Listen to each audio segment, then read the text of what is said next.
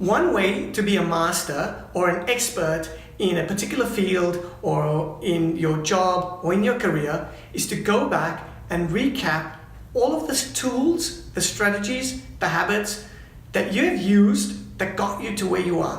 What did you do that led you to become successful?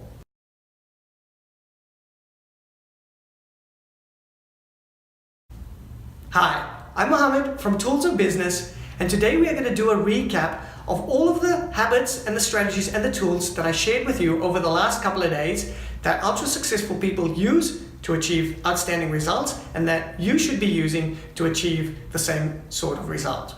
So let's start with day number one. On day number one, I shared with you the first habit, and this is focus on the minutes. There are 1,440 minutes in every day. Doesn't matter who you are. You could be Steve Jobs, Elon Musk, Mark Zuckerberg, Mohammed Said, we all have 1,440 minutes in every day. How are we using those minutes? Are we using them effectively? Are we using them to our advantage? Are we just throwing them away and wasting the day on tasks that are not important, activities that do not lead us to success? Day number two, we set daily priorities. Every day, what is your most important task? What is your priority? If you set them down at the start of the day or plan them the night before, I have 1, 2, 3. These are my main tasks. I have to get these done. When you focus and you focus on those daily priorities, that way you will achieve outstanding results.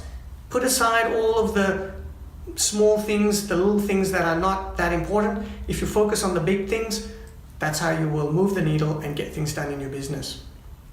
Day number 3, I spoke about beating procrastination with time travel. Essentially, eating the ugly frog. So what can you do now that you are going to put yourself in a better position down the track? Because you can't trust your future self. Your future self is going to be lazy. Your future self is going to procrastinate. It's going to say, no, I'll do that later. That can wait. What can you do now, today, in this very minute that sets you up for the future? Go hard, complete the task, don't procrastinate, get the job done, complete the project, do the reps, get it done.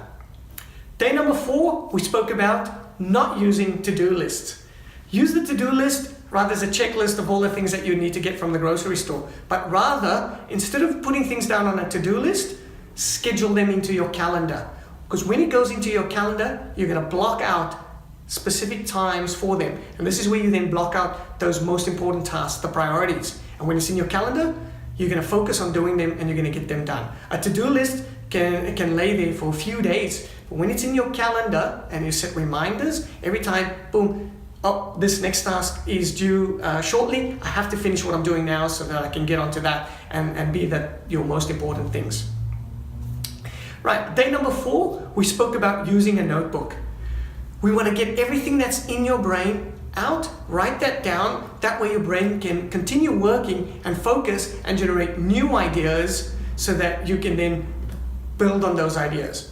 Because if you keep an idea in your mind and you go with it the whole day without writing down and just focus, oh, that's a great idea, I got to keep it in my head, you're going to miss out the opportunity of generating more and more great and new ideas. And we spoke about Virgin CEO, Richard Branson, that writes down everything and he writes down other people's ideas as well. So there you go. Use a notebook. Day number 6, we spoke about checking emails only 2 to 3 times a day. Because when someone sends you an email, that's something that's on their to-do list for one of their important tasks, but now they've passed the buck and now it sits with you. Now you've got to focus in. And every time your phone beeps or there's a notification on your computer and you jump up, it takes you away from what you were doing. You were focusing previously on a most important task, but now you're looking at someone else's email and getting his work done. Batch your emails, try and check your emails only 2 to 3 times a day. Another big productivity drain is meetings. Try and avoid meetings at all costs. If you can, stay away from the meeting and just get the summary at the end of the meeting. If you're forced to go in the meeting, keep them short, Go in there with a clear agenda, make sure there is clear outcomes that needs to come from it, and make sure that the people present need to be there, including yourself. Do you need to be there? Check that one. Day number 8, we spoke about making it home in time for dinner. Now, there's always going to be more that needs to be done. The next client to see, the next project that needs to be completed, the accounts that needs to be done. If you have focused and you've done everything that I've shared with you in the previous days, you are certainly going to make it home in time for dinner. Focus on your priorities, make sure the minutes count, don't check unnecessary email, avoid meetings. If you do all of those kind of things, it's going to be very easy for you to make it home in time for dinner. So an important thing, make sure you make it home in time for dinner. And then very lastly, yesterday I shared with you another hack, and that was to use audiobooks.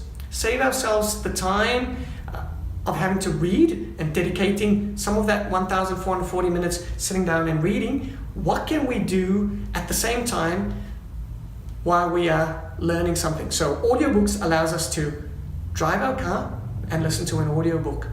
Do the chores at home, cleaning or cooking, whatever the case is, and listen to an audiobook. That way we're compressing time, we're doing tasks that are not important. Yes, maybe driving that car to a meeting is important, but what do we do during that commute? While we're driving there, we can listen to the audiobook. That way we're achieving 2 things.